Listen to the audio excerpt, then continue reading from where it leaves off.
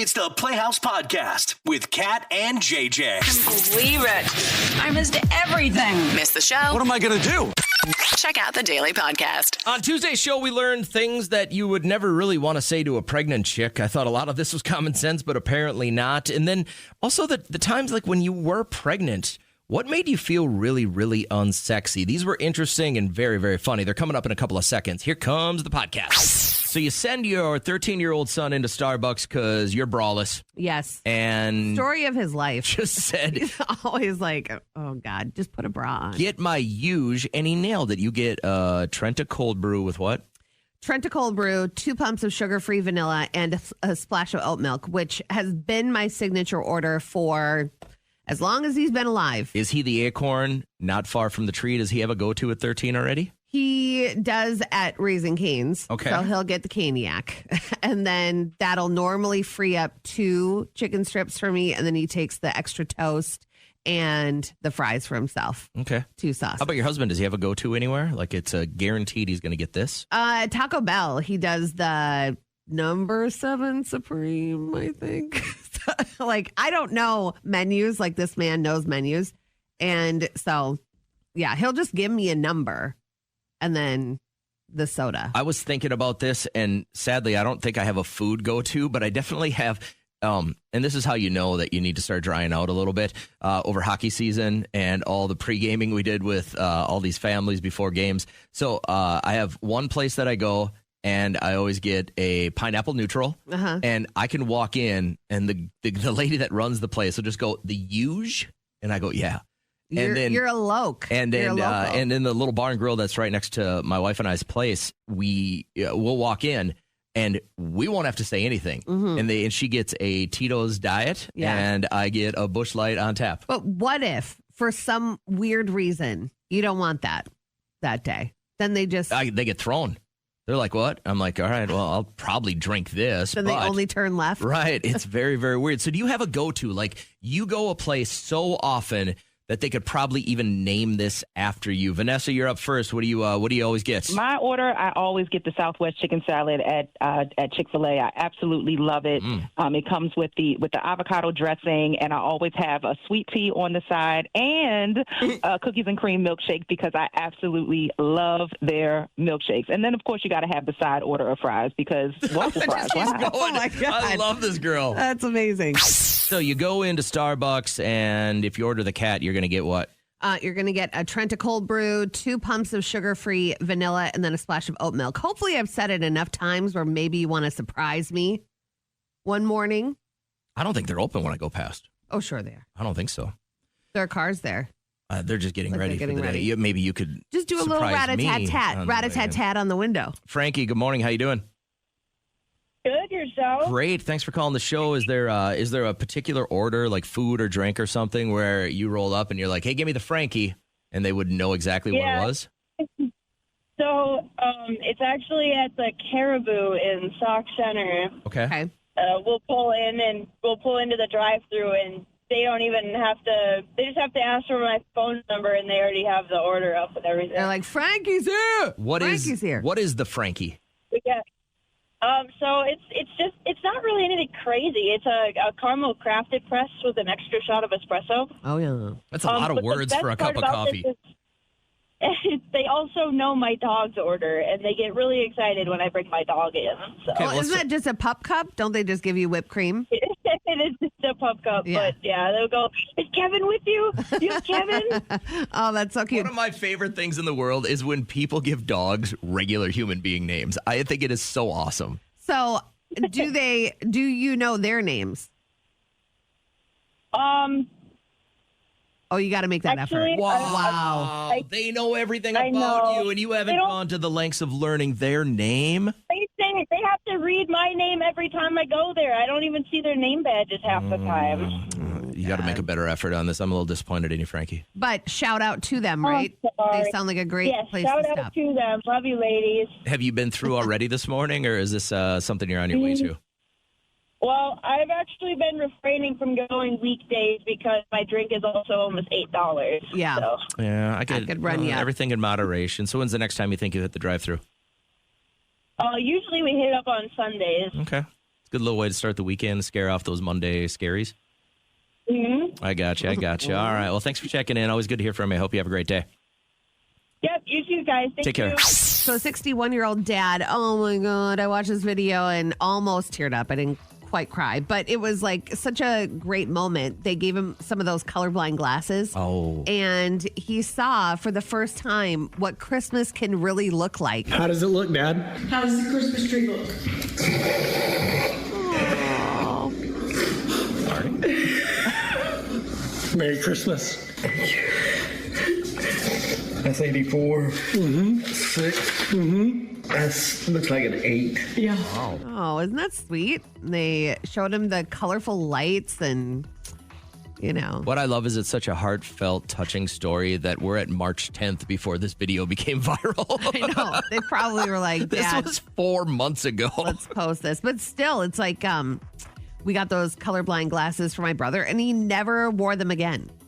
Spooked So, him, huh? Maybe. Too much color. Well, I'm assuming if you go that far in your life, you have a way that you think things are. Everything is normal for you, right? It's like, I can't imagine, especially the ones that I love are those little babies that get to hear mom or dad's voice for the first time when they have, when they have hearing loss, and then all of a sudden they're like, their eyes are just opened up, like it is just a new world. Thank God my niece and nephew only wear neutral colors, because they would be screwed. They go to daycare or school.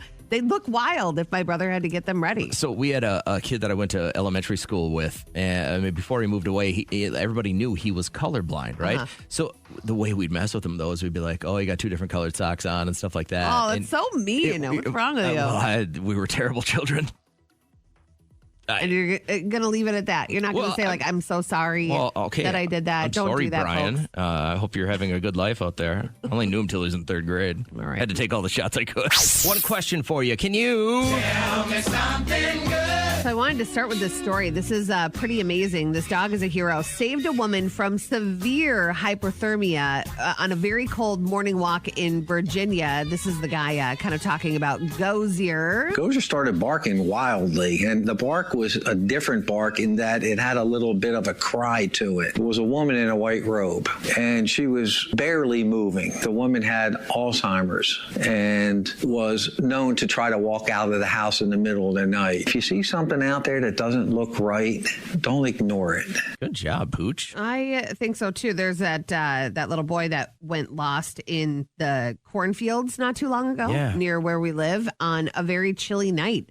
And the dog stayed with him and made sure that he was safe. And I just thought that was an amazing story. That's what's good. Tell me something good. How about you in your life? What's good? Well, my productivity from yesterday now spilling over to today. It has been a really great start to the week. And so I'm going to get a ton done today, so I can kind of just chillax Wednesday through the weekend. And the fact that I have the energy, the sunshine does that to me. That is what's good. Tell me something good. For me, it's no secret I'm a baseball junkie, and baseball started yesterday. So that's obviously what's good in my life. Just being able to get in the gym with the boys, throw the ball around a little bit, and just kind of what I really, really, really enjoy, though, is working with the underclassmen, like the freshmen, the sophomores, and some of the juniors that don't have a ton of experience. Just getting a little bit into their head and see how much they're really starting to learn and excel. For me, that's what's good. Tell me something good. Liz, you want to tell us what's good this morning? Well, I've actually been taking good care of my health, eating habits. I used to skip meals a lot, so I was always with headaches and stuff. So I've come to the realization that I actually need food throughout the day. So I'm packing myself lunch and snacks, so I'm not starving until the end of my workday. You're a healthier human. I love that. Yes, I am. Can you tell me something good? I love all these stories. So much good stuff going on in people's lives. Hey, Chevy. What's going on? So my sister has a dog named Chevy. Oh, wow. She's that is the exact reaction you should have given him. Unimpressed. What's good in your life right now? Oh, wow. Well, my good thing is, Chevy is a good name, so that's a good thing. Yeah. So I'm not going to be mad at that. But my good thing is this month marks 10 years of me being caterer here in the St. Cloud area, and that is 10-year anniversary of you being exactly who you wanted you to be. And we've tried your food, and we can testify that it is extremely delicious. Yeah, over the years, I've run into a lot of people that have run into you, and I never hear them say a bad thing. So you got a good thing going, girl. Thank you. I appreciate that. Yeah, so that's my good thing for this morning. Hey, thanks for sharing with us. I hope you have another blessed 10 years.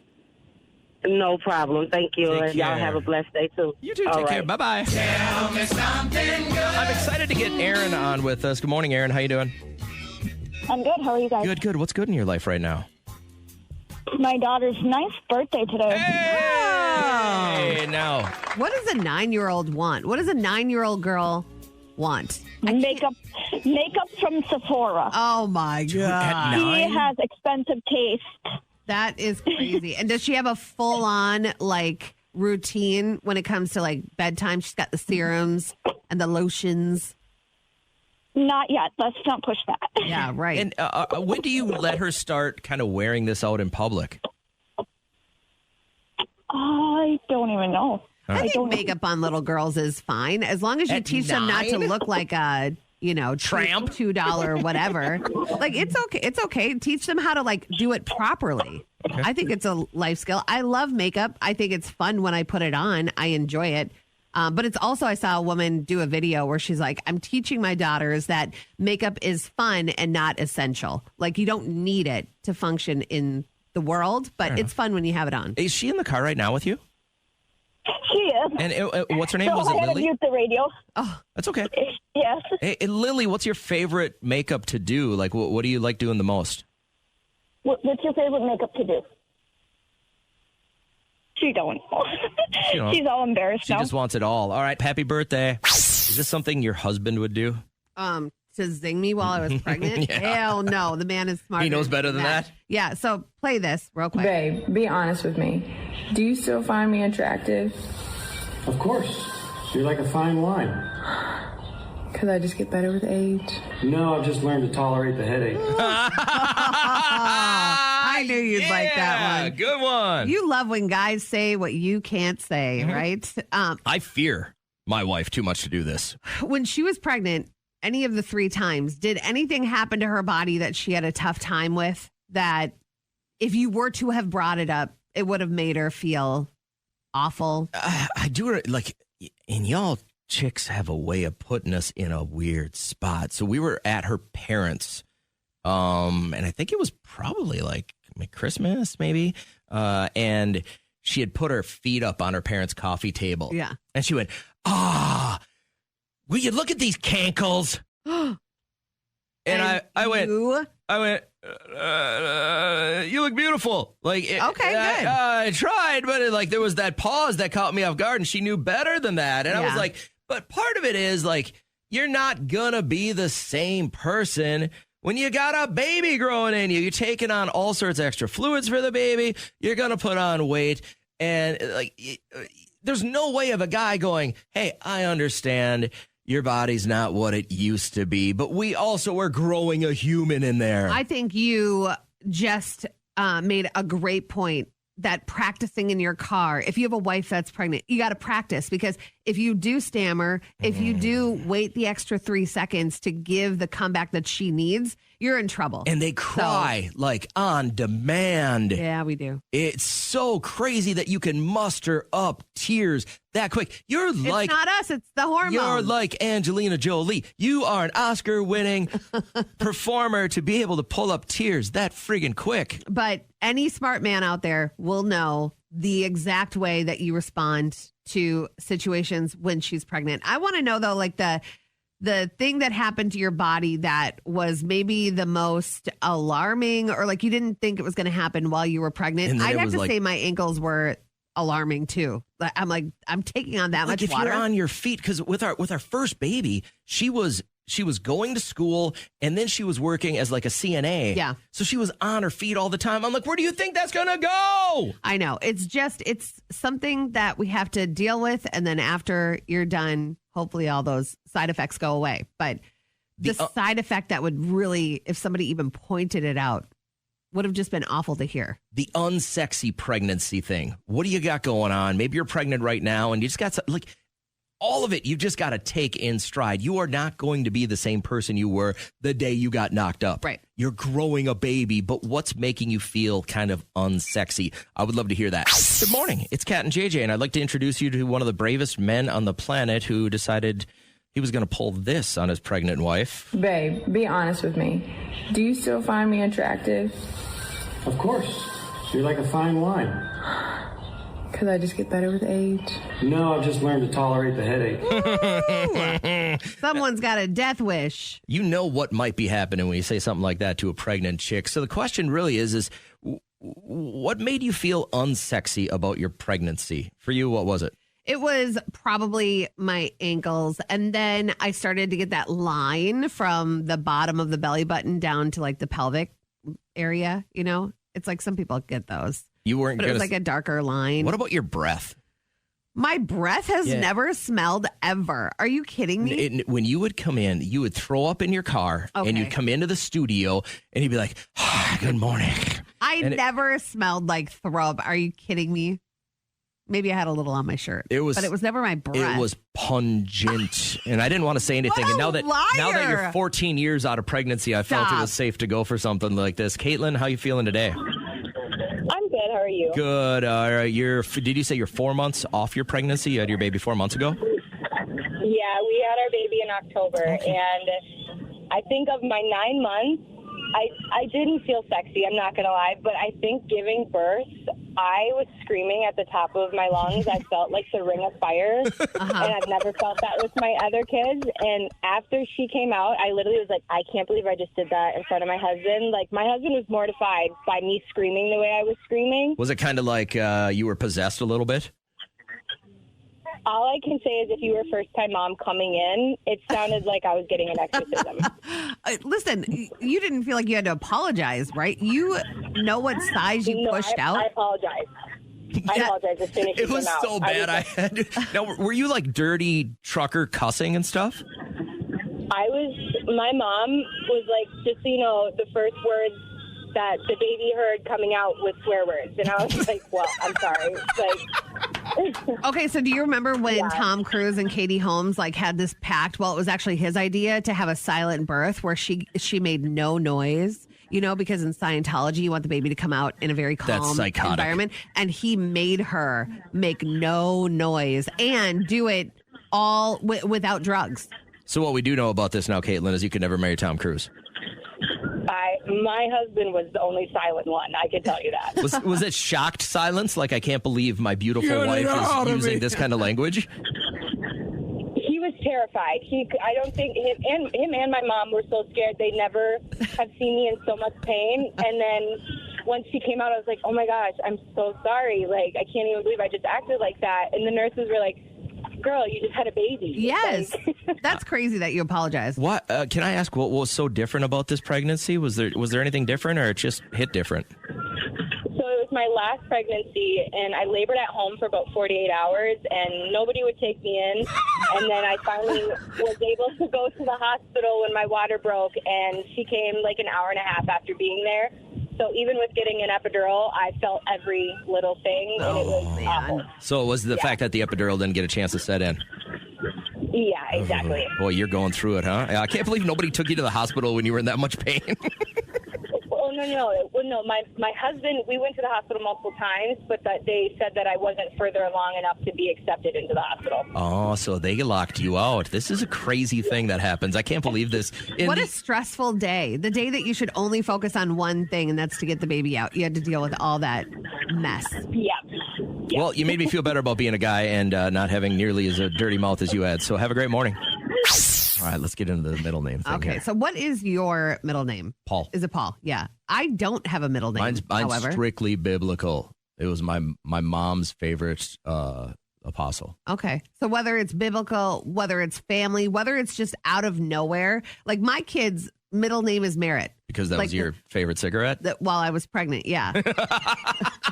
Somebody's going to clip that. She's joking. I'm joking. She's joking. I quit smoking years before he came around. But I literally have no idea where his middle name came from. Neither does Derek. Ask Derek how to spell it, by the way. He'll fail it 9 times out of 10. He puts an extra R in there or Liam something? will fail it. Liam has no idea how to spell it. Well, I forget it's there sometimes. Well, hold on. Now, your son is really a William, though, right? He's a William. Okay, but everybody calls him Liam since out the chute. Yeah. And then, so first off, he's not even going by his real name. Then you give him a wonky middle name that nobody can spell. No idea. No idea. You set this kid up for a life of therapy. Yeah. I have no idea where it came from or anything. But my cousin just had a baby, and she just put it in the group text what the full name is. We even worked in a hyphen with this child. No. But the middle name is a family name on the dad's side. And I was like, I said to Derek, that is the ugliest middle name I've ever heard. And whether it's family or not, like you look at this precious little baby, cutest little face. It's not Adolf, is it? It's not Adolf, but it's like sounds gross. Like when I said it, I felt it in my throat. So I'm going to tell you what it is. But I want to know if anybody has a middle name that's like one they don't love. I've been sitting on pins and needles waiting to hear what middle name of this. So this is like a little cousin of yours then? This is my cousin she's 25, just had a baby, and she sent it out to the group text. We knew she was pregnant. We knew she had the baby, but we were waiting for the name. And then you saw the name, and the middle name was... So ugly. I'm like, this is one of the most beautiful babies I've ever seen. The middle name is Garbin. Garbin. Spell that. Garbin. Carson Garbin. And then her last name, hyphen his last name. There are 29 letters in this child's name. Whenever you go to fill out like photos, you can't go to the DMV. Sports, you can't. There will not be enough squares. Garbin. Garbin. And he said this is like a family name, though. I guess it's on his side, his grandmother's maiden name, maybe Garbin. I'm like, that was you had 10 months, girl. By the way, is that grandma still alive? I have no idea. If not, this is a silly move. I don't really know him very well. This is a silly move. If you're naming a baby after somebody who's not alive to appreciate it, I think it's kind of a silly move. I was just like, what a shame. I've never heard that before. It sounds like they just threw a bunch of letters into a bingo machine and pulled them out. Yeah. And even if they are in trouble, it doesn't roll off the tongue. Like when I yell at Liam, it's William Merritt. You know, that gets his attention. Yeah, right? That just like rolls off. That sounds beautiful. But then like she'll have to say like Carson Garbin. Like that doesn't even work with my mouth. Carson Garbin. My daughter's middle name is Mercedes. Try and yell that. Reagan Mercedes. Reagan Mercedes. That's horrible. That still is like, it works with the cadence of letters. You know, this is weird. I did a little research knowing that we were going to talk about this. And these are what they're calling vintage revival middle names that they're trying to make popular again. But most people hate them. Abner. I worked for an Abner, by the way. First name, not middle. First name, yeah. Middle names that people hate. Alba. Yes. That sounds like something you would contract. Clement. Yuck. Liam Clement.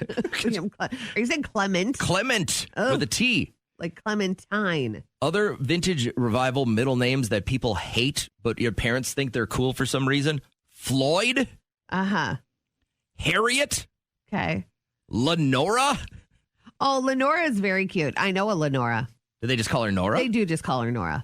Maud. I love that. You know whose daughter is Maud and is now a great actress? Judd Apatow. Those two little girls that are in like Knocked Up and stuff. Yeah. Maud. All right. Maud. That's probably a throwback to, you know, the old TV show. Orson. Okay. Thaddeus. Uh-huh. And Viola.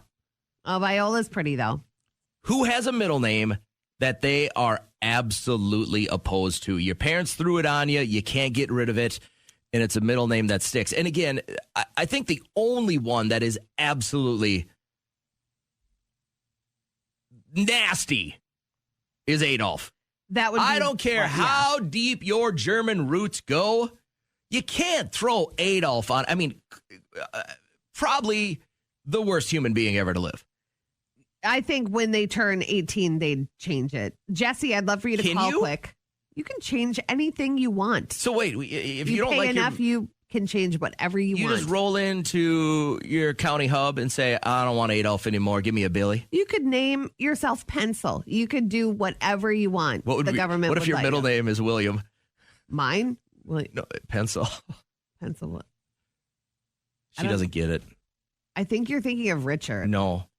Oh, yeah. Damn it. Damn it. Damn it. She doesn't get it. This idiot. So all right. Oh, my God. This is what 2 hours sleep does to a human being. That would have been funny if it would have. Oh, damn it. I'm guessing this question is stemming from something you've left undone for a while. Yeah. In our house, I have so I do a home show on the weekends, and we have this expert on, and they said what you do around right now is to walk around the inside and the outside of your house with a notepad and write down anything and everything that has to be done. You did? Yeah, I just did that Sunday. Okay. And write down the stuff that you can do in one column, and then the stuff that you should probably leave to experts. I am not a roofing expert. And one thing that we learned the hard way, we just got our roof done last summer because there was a terrible storm. We had a hailstorm and we qualified for a new roof. And so they did it. And when we first moved in, it was a snowstorm in April of 5 years ago. And we learned that, a lot of ice can get up underneath. Mm-hmm. And we had some leakage over our front door because it was just going through and caused some damage. And so I looked around and saw it again, and it was lifting up the shingles. And so had to call the expert yesterday, got right on it before I ignored it. I was like, oh, that'll settle. That'll be fine. My list is nice and long, but it's mostly stuff my wife wants done around our property. Yeah. I'm pretty content right now. I got it. But it's nothing that's going to be a bigger problem if it doesn't get fixed right now. Yeah. But those are kind of crazy issues. So what around your home should have been fixed a while ago, but you're just kind of limping through, maybe hoping it'll get better? And, a lot of stuff costs a lot of money. So sometimes you're like, listen, I'll just put a Band-Aid on it, for now. Michelle, what are we working with here? Well, I have a leak in my basement, and I can't really do anything about it. So I just put a big Home Depot bucket under it, and it fills up about halfway every day. Don't you think it's going to lead to something worse? Any water damage is probably worse than anything else. Yeah, we'll cross that bridge when we get to it, though. For now, I just ignore it. So until you come home someday and your basement is a lake, you're just going to keep dumping the bucket. Yeah, exactly. Nice. Okay, so yesterday, did you watch my story at all? No. I went to work out again, but I was mid-walk, and I get a text from my friend Kylie. You don't put your arms up like that, do you? Do you carry them in front of you? No. It looked like you were milking a cow. But I was sitting, and I get this text, we're outside, and I'm like, okay, I'll meet you outside, because her daughter Claire sells Girl Scout cookies. So I was the person with a huge bag of Girl Scout cookies while I was working out. How rude. How rude. But she wrote this cute little note, and it said, thank you for buying Girl Scout cookies. Slay baddie. And slay baddie. But I thought it was so nice. She wrote little notes to every single person that bought her Girl Scout. That'll keep it coming back. It will. It was a good personal touch, but I was like, what am I doing to myself? What a saboteur, I should have met her somewhere else, because all I could think about were my Samoas and my Thin Mints that were just sitting there. Those are they were staring at me. I always catch you looking at me, Do you freeze those Thin Mints? I don't eat. Those are Derek's. Okay. Does he freeze them, though? I don't know. Well, you're doing it wrong. What he does with his cookies if you give Derek a cookie. I know. So. But, yeah, ordered 3. I only stuck with 3. 3 for each of you? 3 for, 1 for me. I got Liam his peanut butter, and then I got Derek his. What kind of kid are you raising? The chocolate peanut butter ones? Oh, my God. They're like a Reese's peanut butter cup with a cookie in it. What are they? They're so good. What do they call them? The tag-alongs? Is that what those are?